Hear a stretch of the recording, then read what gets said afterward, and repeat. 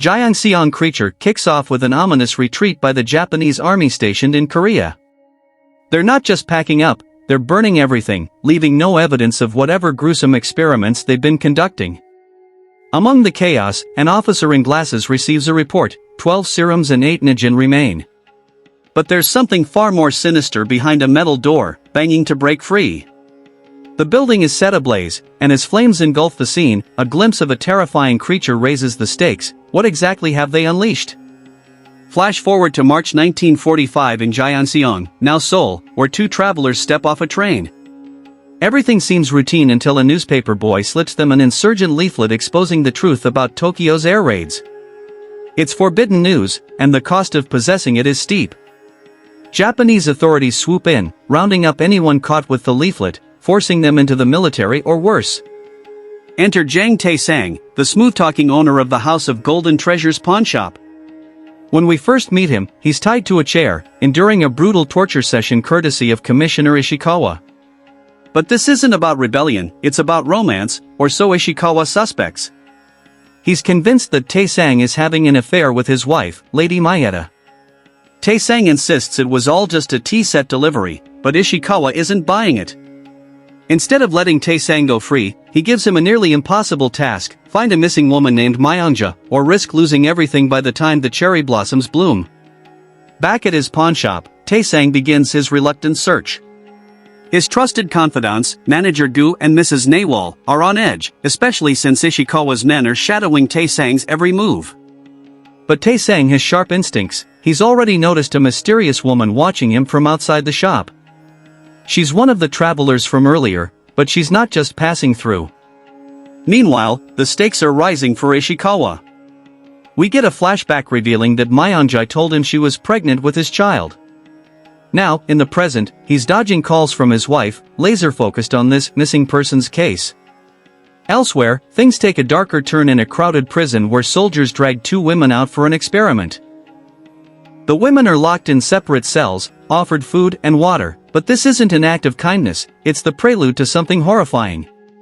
Nearby, vials containing three-pronged worms hint at the grotesque nature of their experiments. Tae-sang is relentless in his search, while the mysterious woman, Chayoke, is hot on his trail. She's no ordinary traveler, she's a sleuth from Manchuria on a mission to find her missing mother. When Tae-sang confronts her, the two clash in a tense standoff, both armed and ready to strike. Eventually, they reach a truce. Tae-sang will help her find her mother, and in return, she'll assist him in locating Myonja. The episode wraps up with a chilling scene. Sachimoto, an artist and another pawn in this twisted game, is summoned to sketch something inside the prison. As he shines his light into a cell, a terrifying creature lunges at him. His scream echoes as the screen fades to black. Episode 2 of Gyeongseong Creature pulls us back into the twisted world of Onseong Hospital, where Sachimoto's nightmare began. We flash back to a younger, more hopeful Sachimoto, desperate for a job. He took what he could get, but this wasn't your typical hospital gig. Here, they weren't just treating the sick, they were creating monsters.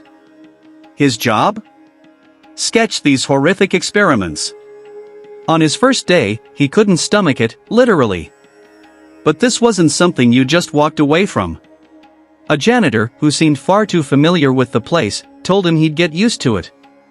But, this isn't something you just get used to, no matter what the janitor says. Fast forward to the present, and not much has changed for poor Sachimoto. He's standing in front of a creature that's more terrifying than anything he could have imagined, and it's no longer just a sketch, it's real, and it's reaching out for him. Meanwhile, Chayoke is quietly moving through Gyeongseong, still on her mission to find Myonja. Her search takes her to Spring Hall office, while, over at the House of Golden Treasures, the rumor mill is working overtime. Word on the street is that Ishikawa is going to take over the pawnshop. Not ideal. Chayoke comes through with a critical lead: Myonja might be inside Onseong Hospital. But getting into the hospital, which is reserved for Japanese elites, isn't easy. Tae-sang turns to his friend Juntae for a favor and secures a pass. As Chayoke and her father, Youngwon, gear up for the mission, Tae-sang can't help but admire Chayoke. She's fierce, she's focused, and yes, she looks incredible. Once inside the hospital, things start getting real. Chaeyoke sneaks into the records room, searching for any clue about Myeonja. But, of course, these things never go smoothly. She's confronted by a man who seems ready to blow her cover, until Youngwon arrives just in time to save the day. Surprisingly, the man they encounter is part of the resistance, and he decides to help them out. Meanwhile, the creature in the basement has been busy, killing 2 officials. Lieutenant Kato, however, isn't alarmed. In fact, he refers to the creature as a queen and wants to keep it alive. Down in the hospital's basement, the twisted experiments continue. The group's mission takes a sudden turn when a siren blares, signaling the hospital's immediate evacuation. While most people leave, Taesang, Mr. Gu, Chaeyoke, and Youngwon stay behind, determined to find Myeonja. The creature is subdued with nitrogen gas and moved to a more secure level, but as it's transported, its spores land on nearby prisoners. Their skin begins to burn on contact. It's just one horror after another in this place. Chaeyoke and Youngwon stay behind to spy on the ongoing experiments, while Taesang and Mr. Gu leave. As bodies are loaded onto trucks, Chaeyoke recognizes one of the dead. Taesang, back at the pawnshop, can't shake his worry for Chaeyoke, and Mrs. Nawal is quick to tease him about being in love. But there's no time for romance, he still has to find Sachimoto. The next morning, Onseong Hospital announces that it's closing indefinitely. But just as Taesang is about to make his next move, a nurse from the hospital shows up with a message that changes everything. We found Myeonja. This nurse is also part of the resistance, and she warns that anyone still inside the hospital is in serious danger. Taesang doesn't hesitate, he's going back in, ready to face whatever horrors await. Episode 3 of Gyeongseong Creature takes the intensity up a notch, kicking off with a full reveal of the monstrous creature now causing mayhem inside the hospital. It's already left a trail of bodies, several soldiers, and almost all the prisoners are dead. The only one left standing is a shell-shocked officer named Endo, and he's got a front-row seat to the horror show. Lieutenant Kato, ever the cold and calculating strategist, is determined to get a handle on the situation. He interrogates Endo, desperate for information. But Endo, traumatized beyond belief, pleads with Kato to destroy the creature, convinced it's going to take them all out. Flashback. 6 hours earlier, the creature is being moved to a new cell deep in the basement. But thanks to an unfortunate mishap with the nitrogen gas tanks, the creature wakes up. And when this thing wakes up, it doesn't just stretch and yawn, it goes full-on berserk mode. Tentacles lash out, masked men fall, and blood spills everywhere. Lieutenant Kato and his team watch from a floor above, piecing together the horror unfolding below. Endo, in a desperate bid to survive, makes a brutal decision. He sacrifices a fellow officer to save himself. It's every man for himself down there. While all this chaos is going down, Taesang is laser-focused on his mission to find Sachimoto. He gets a subtle confirmation from Lady Mayeta that Myeonja is somewhere inside the hospital.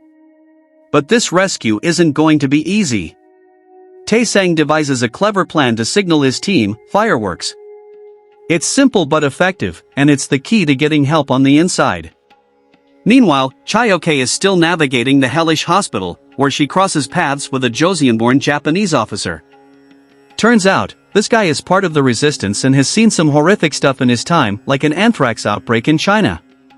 He also confirms that Myeonja is alive, and she's been crucial in saving people during the gruesome experiments happening in the hospital's basement. Chaeyoke gives Taesang some good news, they'll finally meet with Sachimoto. But things take a dark turn when Taesang gets ambushed by a gang of samurai-wielding thugs. After a brutal fight, Taesang manages to survive, but by the time he gets free, Chaeyoke and Sachimoto have vanished. Frustrated and beaten down, Taesang heads back home, where Juntaek is waiting for him. Things heat up when Mrs. Nawal steps in, urging Taesang to get medical help. But Taesang isn't backing down. He's determined to finish what he started.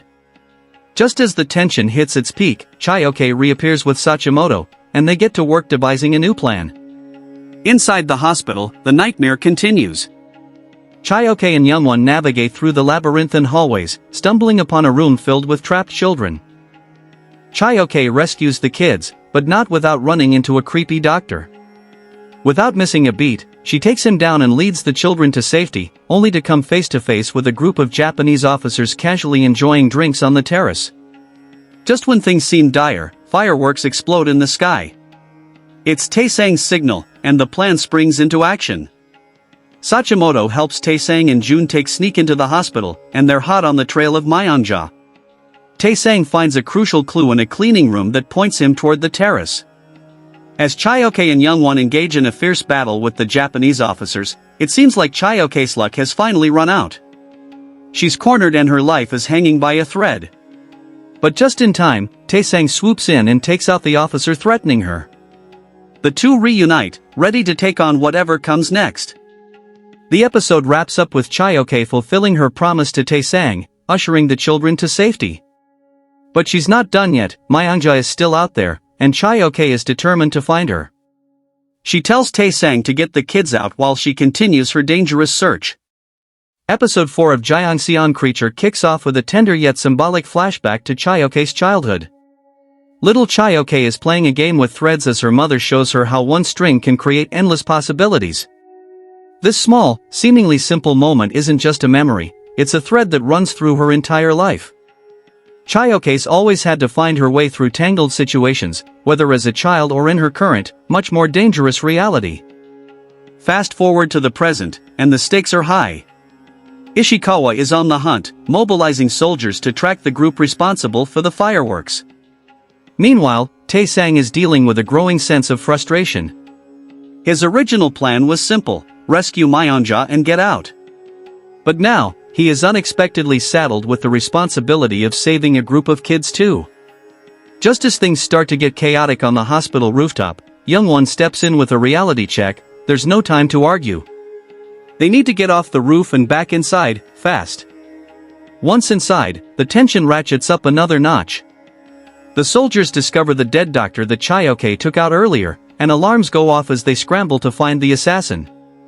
At the same time, Chaeyoke and Youngwon unknowingly cross paths with Sachimoto, not yet realizing who he really is. As the group of kids reveals the horrifying truth, that they've been used as test subjects in twisted experiments, it's clear not all of them made it out alive. For Chaeyoke, who's seen similar horrors during her time in Manchuria, this revelation hits close to home. Amid the chaos, Juntae takes a moment to notice something: a necklace Youngwon is wearing. It's not just any necklace, it's one that Chaeyoke made for her parents when she was just a child. The twist: the creature terrorizing the hospital is wearing the exact same necklace. Elsewhere in the hospital, Director Ichiro is feeling confident, maybe a little too confident. He's convinced that he can control the creature, even boasting about how it follows his commands to feast on prisoners. Meanwhile, Taesang finally realizes that the man who's been helping them is none other than Sachimoto himself. Desperate for answers, Chaeyoke confronts him, asking if he knows where her mother is. Sachimoto lies, denying any knowledge. Even though we know the horrible truth, Chaeyoke's mother is still alive, but she's been transformed into a monstrous creature, feasting on human flesh thanks to Lieutenant Kato and Director Ichiro's gruesome experiment. Things go from bad to worse when a soldier hears a scream coming from Sachimoto's room. Alarms are raised again, and the clock is ticking. Taesang, ever resourceful, hatches a plan. He instructs one of the older boys to disguise himself as a rickshaw driver and lead the kids out of the hospital, hoping they can slip past the soldiers unnoticed. The plan works. Just as Lady Mayeda arrives at the hospital, the kids manage to make their escape, heading safely to the pawn shop where Mrs. Nawal and Mr. Gu take them in. Back at the hospital, Lady Mayeda has a cryptic message for Director Ichiro: ensure Myeonja's safety until she delivers her baby. And then, she drops another bombshell: Jang Taesang has broken into the hospital, and things are about to get more dangerous. On the rooftop, Juntae taps into his revolutionary spirit, eliminating the tied-up soldiers and leaving behind a bold message: for the freedom of Korea. The group presses on with their mission, crawling through air vents as they continue their search for Myeonja. But now the Japanese soldiers are on high alert, and every move they make is a gamble. Just when you think things couldn't possibly get any worse, the creature demonstrates a terrifying level of intelligence, figuring out how to use the hospital's elevator. As it begins a deadly rampage tearing through every soldier in its path, Lieutenant Kato receives a grim report: the creature is closing in on the upper floors, and nothing seems to be able to stop it. Meanwhile, Chaeyoke takes a moment to tend to Taesang's wounds, but their brief respite is interrupted by a chilling sight. Taesang suddenly spots something straight out of a nightmare. The creature, standing right in front of him, draining the blood from the soldier's head. From another room, Chayoke watches in horror as the terrifying scene unfolds. For a brief moment, they're both frozen in shock, face to face with the monster they've been trying so desperately to avoid. Episode 5 thrusts us deeper into the heart of the chaos, beginning with Juntaek meeting with his comrades from the Korean independence fighters. Their mission to disrupt the Japanese officials' fundraiser takes a dark turn when Lee In-hyuk, one of their key comrades, is captured and dragged to Onseong Hospital. This hospital is no ordinary place, it's turning into a living nightmare for anyone unlucky enough to end up there. Fast forward to the present, and Juntaek's world begins to unravel. He sneaks into the hospital's underground prison, desperate to find his comrades and the hidden dynamite they need for their mission. But when he finally reaches In-hyuk, the priority shifts. In-hyuk refuses to reveal the location of the dynamite until he's freed. Before Juntaek can come up with a plan, soldiers swarm in, capturing him. Meanwhile, chaos erupts in another part of the hospital. Taesang faces off with the monster, barely escaping with his life. Chayoke joins the fray, and together they manage to find shelter in a room, slamming the metal door shut just in time to keep the creature out. The monster's relentless pounding on the door makes it feel like it's only a matter of time before it breaks through. But just when things seem hopeless, Jungwon steps in, creating a wall of fire that keeps the monster at bay, for now. Their brief moment of relief is cut short as soldiers surround Taesang and Chayoke, capturing them both. Ever resourceful, Chayoke manages to slip a knife to a fellow Korean soldier in secret, setting the stage for a future rebellion. Meanwhile, Ichiro's fury grows as he reprimands his soldiers for failing to contain the creature. They've shut down the elevator and armed every staircase, but it's clear that controlling this monster is no easy task. On the other side of the hospital, Juntaek's nightmare continues. Ichiro recognizes him as the son of the wealthy owner of Bugon Company and sees an opportunity. He plans to use Juntaek to extort money from his father. But even as the tension mounts, Taesang and Chayoke find themselves separated, each thrown into brutal interrogations. Taesang's interrogator hints that he knows about his deal with Ishikawa and offers him a way out, if Taesang helps him settle in Gyeongseong with money and a house. But Taesang isn't interested in freedom unless he can take Chayoke and Myonja with him. Meanwhile, Chayoke faces an even more harrowing ordeal. Her interrogation takes a shocking turn when Lieutenant Kato steps in, stopping the torture and pulling her aside for a private conversation. Their chat reveals a horrifying truth: the creature they've been hunting is none other than Chayoke's mother, a victim of the horrific experiments. Kato, eerily calm, offers Chayoke a glass of water and sends her back to her cell, but not before placing an empty vial on his desk, a chilling reminder of what's at stake. As all this unfolds, Juntaek's father and Mrs. Nawal work on a plan B to save their people. But in the meantime, Juntaek is forced to write down the names of his comrades under duress. Even as he betrays them, he manages to leave a message for Chayoke in blood on the cell wall: "I miss you, my dear daughter." When Chayoke sees it, the heartbreaking realization hits: her mother is somewhere in this hospital, trapped in a monstrous form. With renewed determination, Taesang breaks into the cell, reuniting with Chayoke. She shares her discovery, but their paths must now diverge. In a bittersweet moment, they embrace before parting ways, each with a mission to complete. Chayoke, driven by her need to find her mother, confronts Kato at gunpoint, demanding that he take her to her. Meanwhile, Taesang returns to the prison, intent on rescuing the others, but finds the cells eerily empty. Instead, he comes face to face with the creature once again. Desperation kicks in as he fires his gun, leading to another intense showdown with the monster.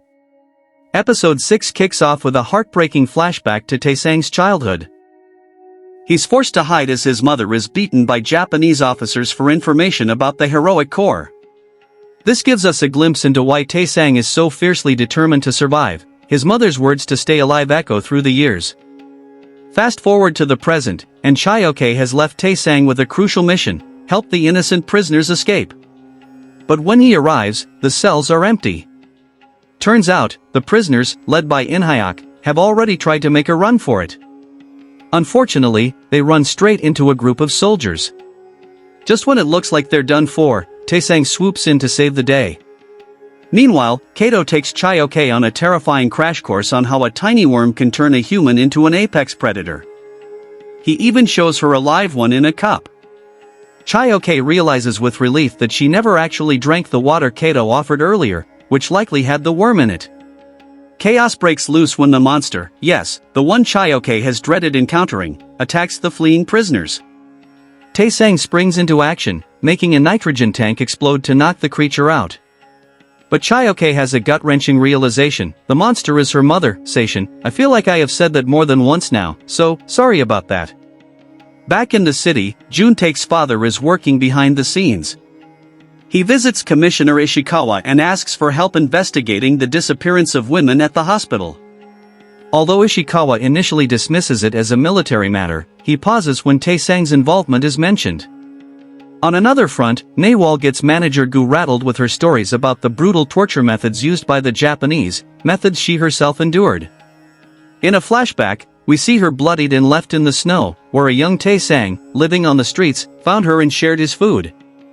They've had each other's backs ever since. In the present, tensions escalate between Taesang and Inhyuk. Inhyuk doesn't trust Taesang, calling him a fence-sitter. Ouch. Meanwhile, Juntake, still a prisoner, is being pushed to write down the names of more comrades. He's exhausted and starving, but he presses on. Jongwon shows up just in time to join Taesang and the others. He's worried about Chayoke, who is in serious trouble. She's trying to process the devastating fact that her mother is the creature. In a moment of desperation, she puts a gun to Kato's head, demanding to know how to stop the monster. But things take a turn when Kato challenges her to set her own mother on fire to stop her, revealing that he's known all along who she is. As the episode reaches its climax, Chayoke is chained up and used as bait to lure the creature. Seishin, her mother, approaches, but something incredible happens. Seishin's maternal instincts override the monster's control, and she shields Chayoke from danger, sacrificing herself. It's a bittersweet moment, one that leaves Chayoke devastated as Taesang pulls her away to safety. The episode wraps up with plans being made for a big escape. Taesang and his group prepare to make their move. Episode 7 opens with a haunting dream sequence. Chayoke is walking through a literal nightmare, navigating the carnage left behind by her mother-turned-monster. The intensity amps up when Taesang appears, badly injured, and somehow sprouting terrifying tentacles from his back, which then stab into Chayoke. But, just as the horror heightens, Chayoke snaps awake. The gruesome scene was only a dream. She's not in a hospital bed but finds herself in an unfamiliar room, alone. Flashbacks reveal her departure from the hospital, where she glanced back at Taesang, possibly sensing that something was about to go terribly wrong. Meanwhile, Taesang is in a worse state, lying on a pile of bones.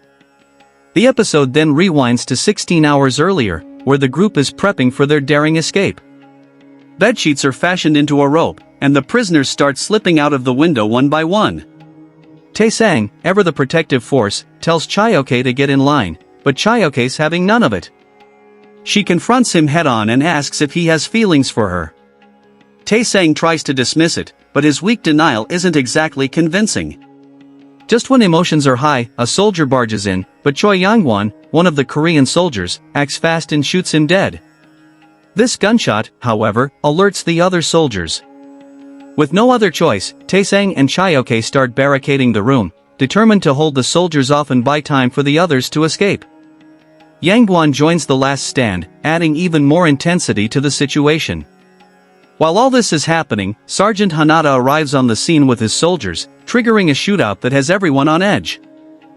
At the same time, Commissioner Ishikawa confronts Ichiro, the man running the hospital, asking for answers.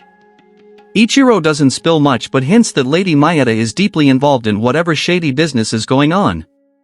Ishikawa, though troubled, realizes that the situation is far from simple. Back in the chaos, Taesang takes a bullet graze, but Yangwon gets the worst of it, bleeding out as Chayoke tries to pull him to safety. In his final moments, Yangwon hands over a precious memento meant for his mother before passing away. It's a gut-wrenching moment, but Taesang steps in, reminding Chayoke that this wasn't her fault and doubling down on his mantra of survival. With the prisoners safely out, Chayoke prepares to make her own escape. But just before she descends, Taesang reaches out and holds her hand briefly, a silent yet powerful gesture that hints at deeper feelings. After Chaeyoke descends, Taesang makes a crucial decision. One of them has to stay behind, and he decides it'll be him. He drops the rope and closes the window, sealing his fate as the one to distract the officers and give the others more time. Chaeyoke is horrified, wanting to turn back, but with the lives of others at stake, she's convinced to keep moving forward. Meanwhile, Hanada, who has lost men to this group, goes rogue. Instead of following orders to capture the Koreans alive, he decides to execute them. The soldiers storm the building, and Taesang fights them off, taking on an entire squad by himself. It's a brutal battle, and Taesang is gravely injured but manages to make it to the vents. His escape is short-lived though, as Hanada's men quickly pursue him. While fleeing, Taesang falls through an open chute and lands in a room full of bones. It's a chilling moment that leaves his fate hanging in the balance. Elsewhere, Naewol is busy making deals, selling one of the pawnshop's prized possessions. On the street, Juntaek's father anxiously waits in his car, only to see his son dumped in front of him, tied up and begging for mercy. Naewol watches from nearby, seemingly unfazed as the drama unfolds. The prisoners, meanwhile, are being transported, and Myeongjo is dropped off to Ishikawa, who greets her with a cold embrace. He suggests she clean up first, showing his detached and calculating nature. Back at the hospital, Ichiro realizes Myeongjo has vanished, and chaos ensues as it's revealed that Mr. Soma, the man who had made a deal with Taesang, betrayed them. Kato, always observant, notices the water on his desk is gone and deduces that one of 4 people, Chaeyoke, Taesang, Myeongjo, or Mr. Soma, must have taken it. Meanwhile, Taesang awakens in the room of bones, only to find Hanada standing over him, gun in hand. We hear gunshots, but the scene cuts off, leaving us in suspense about what exactly happens next. Back on the streets, Manager Gu tries to evade the pursuing police truck, leading to a tense chase. The gramophone blares, and people flood the streets, dancing and creating chaos that allows the prisoners to slip away unnoticed. Youngchun even declares that all the food and drinks are on Jang Taesang, adding a touch of irony to the situation. When the police catch up to Gu's truck, they find it empty. A clever flashback reveals that Taesang's tailor had outfitted the prisoners in regular clothes, allowing them to blend in with the crowds as ordinary citizens. The plan works, and the prisoners escape into the chaos, but the price is high. In-hyak informs Naewol that Taesang didn't make it out. As the episode nears its conclusion, Lady Mayeda receives word that Ishikawa won't be coming home that night. In a separate location, Ishikawa is seen embracing Myeongjo after she's cleaned up. At the hospital, Ichiro, desperate to save face, apologizes to Lady Mayeda. She coldly orders him to step down, and in a bid to keep his position, Ichiro reveals the existence of the creature and Seishin's connection to it. It turns out, Lady Mayeda had instructed Ichiro to keep an eye on Seishin all those years ago, setting the entire chain of events into motion. Seishin, still alive but sedated with nitrogen, looms as a chilling reminder of the horrors unleashed. Kato continues to wonder who drank the water from his desk, and we're left with more questions than answers. Inside the room of bones, Taesang manages to survive, but Hanada lies dead beside him. Taesang, weakened but alive, stumbles out of the room, leaving behind a black handprint on the wall. In a countryside house, Yangwon's mother receives her sewing machine with her son's memento tied to it. She clutches it close and weeps, mourning the loss of her son in a quiet, heartbreaking moment. And just when you think the episode is over, a mid-credit scene reveals the Nijin flowing under Myeongjo's skin, a chilling hint of the darkness that's still to come. Episode 8 of Gyeongseong Creature opens with a mysterious and bloodied woman stumbling through the streets. As the tension builds, we're taken back in time to learn that it was none other than Lady Mayeda who instructed Akiko to seek out Director Ichiro at the hospital. She ominously hinted that Akiko's child is of great importance, not just to Ishikawa, but to her as well. The mystery deepens when we see this woman, who is now wreaking havoc on the streets, attacking a man in a fit of terrifying violence. At the hospital, things are just as intense. The creature we've come to know as Seishin awakens, though it remains eerily still. Lady Mayeda arrives, accompanied by Director Ichiro, and it's here that we get a shock. Mayeda calls the creature Teacher Seishin, but this respectful address only provokes an aggressive response. This isn't just any monster, there's a twisted history here, one that continues to unravel in unexpected ways. Meanwhile, Jun-taek is struggling with the trauma of his capture, and back at his home, the weight of the situation presses down on everyone. His father shares grim news: Taesang's employees and allies, including Jaepeon and Youngchun, have all been arrested. Over at the pawn shop, Mrs. Nawal waits anxiously by the phone, hoping for any word from Taesang. But Taesang has bigger problems to deal with. Sergeant Haneda, who somehow survived, is discovered alive but severely injured in the hospital's basement. Taesang himself, though battered, manages to escape to a laundry room where he quickly disguises himself in a new uniform. Ever resourceful, he tracks down Mayeda and convinces her to help him get out. However, just as they make it to Mayeda's car, Taesang's injuries catch up to him, and he passes out. Despite this, Mayeda drives off, taking him with her. As all this unfolds, Chaeyoke is biding her time at the pawn shop, waiting anxiously. She finally confesses to her father what happened to her mother, a revelation that leaves him utterly distraught. He can't help but recall the necklace he saw on the creature, another piece of this tragic puzzle. Jaepeon, unfortunately, isn't faring well. He's being tortured, relentlessly interrogated about the Korean prisoners they helped escape. It's a tense, heartbreaking scene. On the other hand, Taesang wakes up in Mayeda's house, where he's been nursed back to health. He learns that 4 days have passed since they fled the hospital. When Mayeda questions why he couldn't stand by and do nothing, Taesang's response reveals his moral compass: he just couldn't bear to see the injustice continue. Meanwhile, back at the police station, Ishikawa is dealing with a string of gruesome serial murders. The corpses are turning up with their brains missing, and Lieutenant Kato arrives, adding even more layers to the mystery. Taesang finally makes it home, and we get an emotional reunion with Mrs. Nawal that tugs at the heartstrings. But Taesang isn't done yet. He storms into the police station, demanding a meeting with Ishikawa. When Ishikawa refuses to release the arrested merchants, Taesang plays his trump card. He threatens to shut down all the stores in Banjong, which would throw a wrench in the army's upcoming fundraising event. Ishikawa, knowing the stakes, eventually agrees to let the merchants go. Flashbacks fill in the gaps.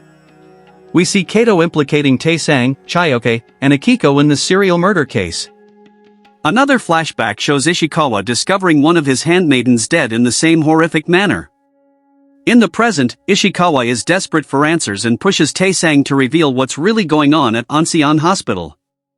Taesang agrees to spill the truth in exchange for the release of his comrades. And so, with the merchants freed, we're treated to another tearful reunion between Taesang and Jaepeon. But Taesang has one more trick up his sleeve. He leaves Ishikawa with a note that hints at the horrors of human experiments and Lady Mayeda's role in it all.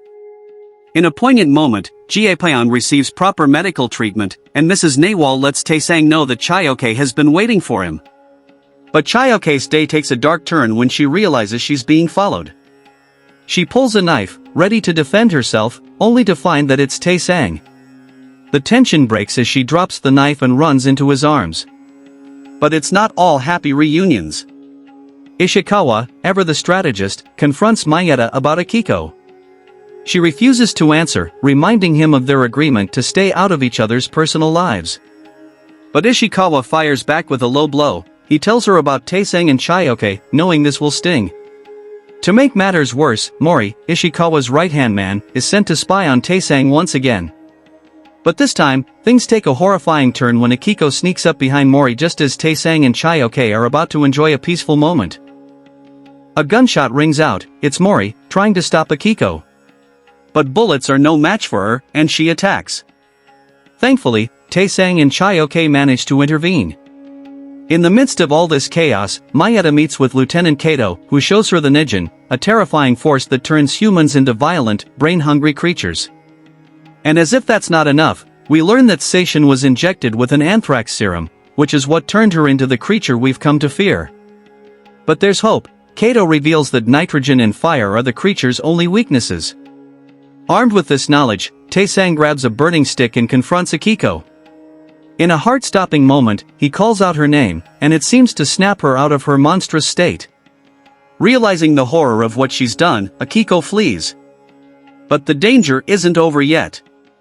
Kato drops another bombshell. Chaeyoke is Seishin's daughter.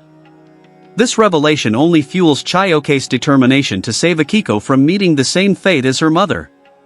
She and Tae-sang chase after Akiko through the woods, but as they do, the police close in, bringing the episode to a tense and thrilling conclusion. Episode 9 opens with a chilling sequence, showing the Korean prisoners undergoing gruesome experiments at the hands of the Japanese. Kato, the cold strategist, explains to Lady Mayeda that the discovery of the Nijin could be the key to human evolution. Mayeda is unfazed and gives Kato his next mission: make sure Seishin remains obedient, and in return, Ichiro will be sent back to Japan, leaving Kato in charge.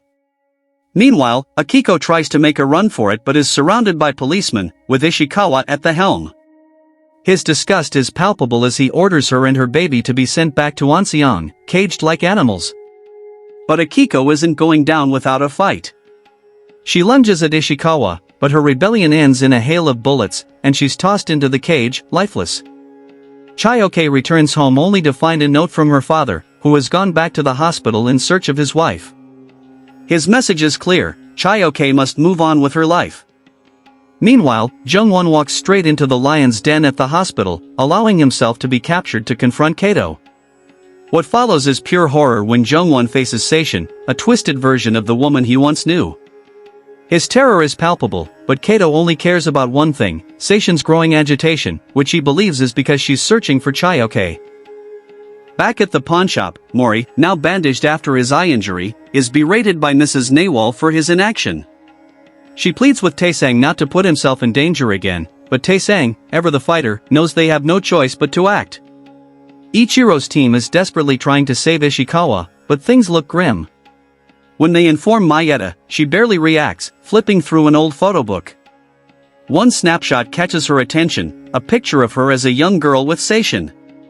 Just then, she receives a cryptic message from Mr. Shiro, hinting at more ominous events to come.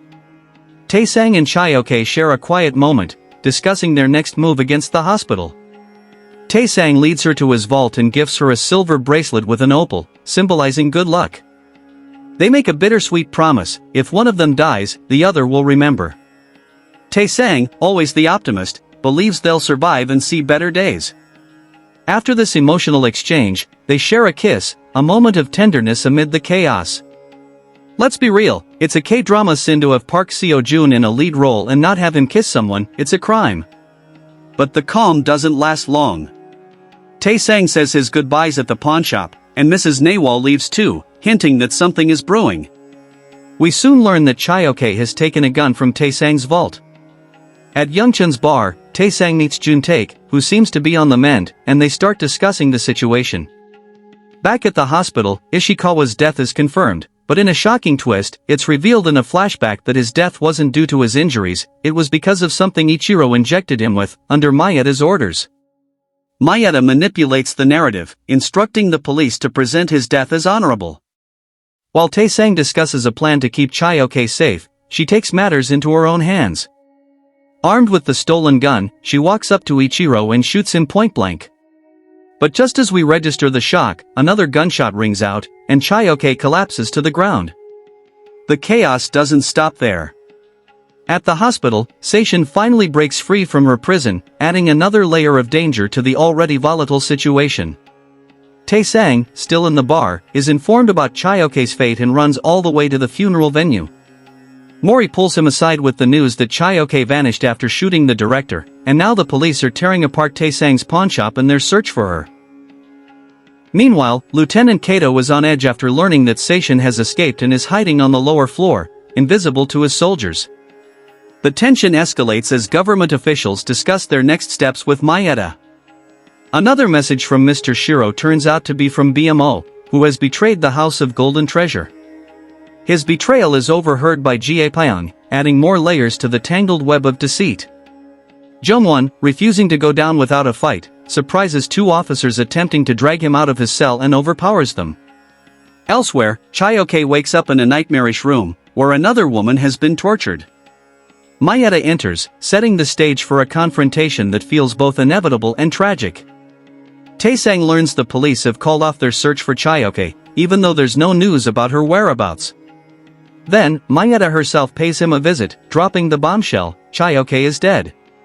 Tae-sang demands to see her body, but Mayeda refuses, fueling his resolve to find her no matter what. As she leaves, Taesang confronts the harsh reality. His closest allies, Mrs. Nawal, Jiepeon, and BMO, have all betrayed him in one way or another. But instead of lashing out, Taesang reflects that his friends were only put in such difficult positions because of circumstances beyond their control. In a touching moment, Mrs. Nawal realizes that Taesang has known the truth all along and never blamed her for it. Jiepeon, feeling guilty, vows to search for Chaeyoke, and even BMO, who had been eavesdropping, is moved by Taesang's forgiveness. The episode reaches its climax at the hospital. Chaeyoke is dragged in front of Kato, and her presence stirs something in Seishin, who is lurking below. As soldiers watch from above through a mesh floor, Seishin suddenly bursts through the metal, creating chaos and leaving us hanging on the edge of our seats for what's to come. Episode 10 of Gyeongseong Creature kicks off with Chaeyoke's haunting narration, as she reflects on her dreams of a normal life with the people she loves. But that reverie is quickly shattered when Lady Mayeda pulls her back to reality, mocking her dreams and dropping a bombshell. She knew Chaeyoke's mother. Meanwhile, at the pawnshop, BMO spills the beans.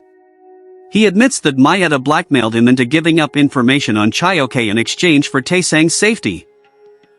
Taesang, ever the hero, leaves the keys to the shop with Mrs. Nawal, telling her to sell it if he doesn't return. Armed with bombs from Juntaek's comrades, Taesang heads for Onseong Hospital, ready for the final showdown. At the hospital, Chaeyoke is dragged in front of Kato, who tries to use her as bait to control Seishin. But Seishin, driven by rage, is unstoppable, bursting through the mesh floor beneath them. Outside, a bomb explodes at the hospital gates, knocking out soldiers and clearing the way for Taesang to make his move. As chaos erupts in the hospital, Taesang and Jungwon cross paths in the vents. Jungwon takes the responsibility of setting off the bombs, giving Taesang tickets for him and Chaeyoke to escape to Shanghai. It's a heart-wrenching decision, but Jungwon wants to be with his wife, Seishin, until the end. In a tense standoff, Kato and his soldiers try to flee, with Chaeyoke in tow. But Taesang arrives just in time to rescue her. As they escape, Jungwon sets off the explosives, luring Seishin with a song and a necklace he left for her. The scene explodes in a fiery blaze, but in the aftermath, Seishin is still alive, seen on the hospital's roof, bloodied but unbroken. Amidst the chaos, Sachimoto, feeling remorseful for his involvement, helps guide Chaeyoke and Taesang to safety. They manage to escape in an army truck, but there's no time to breathe easy yet. Mayeda is still out there, and she's not done with them. BMO delivers a suitcase of valuables to Taesang and Chaeyoke, but their relief is short-lived as Lady Mayeda's men ambush them. Just when all seems lost, Seishin swoops in, slaughtering the attackers. But in a tragic twist, Seishin mistakes Taesang for an enemy and strikes, wounding Chaeyoke fatally. In her dying moments, Chaeyoke tells her mother that Taesang is the man she loves, but it's too late, she dies in his arms. In the shattered ruins of the hospital, Kato is found cradling a newborn baby, the child of Myeonja, as the flames of Ishikawa's funeral ceremony rage on. Meanwhile, at the funeral, Juntaek hands Mayeda an envelope from Taesang with a single word, farewell. Before she can react, Mayeda realizes too late that the place is rigged with explosives. She's caught in the blast but survives, left scarred and wheelchair-bound. The finale wraps up with Taesang returning to the Moonlight Bar, where he's hailed as a patriot and hero. But Taesang refuses the title of rebel, he's still just Master Jang Taesang of the House of Golden Treasures. Despite everything, he remains true to himself, but the weight of Chaeyoke's death hangs heavy on his heart. In a powerful closing scene, Taesang sits on the pawnshop steps, tears in his eyes as he remembers Chaeyoke. Across town, Kato visits the burned and broken Mayeda, who silently contemplates a glass of water, its contents left ominously uncertain. The final moments take a surreal turn as we see Chaeyoke and Seishin floating together underwater. In a last act of love, Seishin lets the Najin exit her body, transferring it to Chaeyoke. As Seishin fades away, Chaeyoke's eyes open, hinting at a mysterious resurrection. And just when we think it's all over, the scene shifts once more, this time to modern Seoul. Clips from Korea's tumultuous history play on a television in an apartment. A man stands by the window, and when he turns, we see a face that looks strikingly like Taesang. Someone calls him Hojae, and with that, Gyeongseong Creature ends, leaving us with more questions than answers. And that's a wrap on Gyeongseong Creature Season 1. What a wild ride, right? From intense action to heartbreaking moments and a finale that left us with more questions than answers, this show truly kept us on the edge of our seats. If you enjoyed this recap and want to see more content like this, don't forget to hit the like button and subscribe to the channel for all things Asian drama. And hey, turn on notifications so you never miss a new video. Thanks for sticking around, and I'll see you later.